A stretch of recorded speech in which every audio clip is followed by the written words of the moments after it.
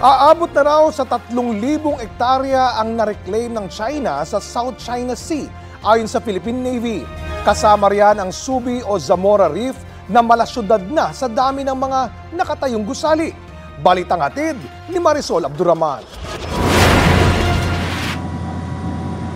Dating bahura lang, pero ngayon naglalakihan ang mga nakatayong building at may runway pa. Isa lang ang Subi o Zamora Reef sa sinasabi ng Philippine Navy na 4 na major bases ng China sa South China Sea kabilang sa 3,000 ektarya ng dagat na kanilang nireclaim. Mas malaki pa yan sa City of Manila. Hindi naman masabi ng Navy kung gaano kalawak ang nareclaim ng China sa loob ng Exclusive Economic Zone ng Pilipinas. Is there a creeping invasion? Yes, and this has begun since 1992.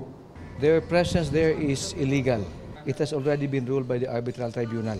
Binabantayan din ngayon ng Philippine Navy ang Chinese survey ship na San Hao na umalis sa Mischief o Panganiban Reef noong July 27.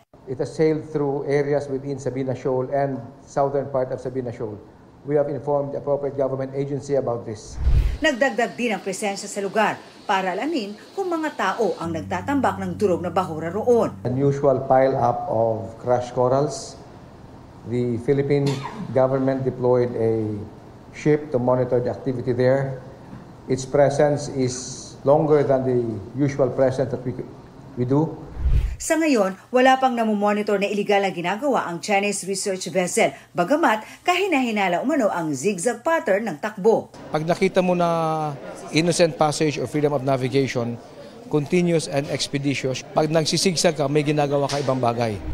Nasa 20 nautical miles ang layo ng San Hao sa Escoda Shoal, kung nasaan naman ang monster ship ng China Coast Guard. What do we do? Challenge and challenge and challenge. Yes. Just that? Yes. And if it warrants the filing of a diplomatic protest by the appropriate agency, in this case DFA, there is a procedure to give them all the data that they need. Wala tayong tinataboy talaga? Hanggang challenge lang talaga tayo? Yes.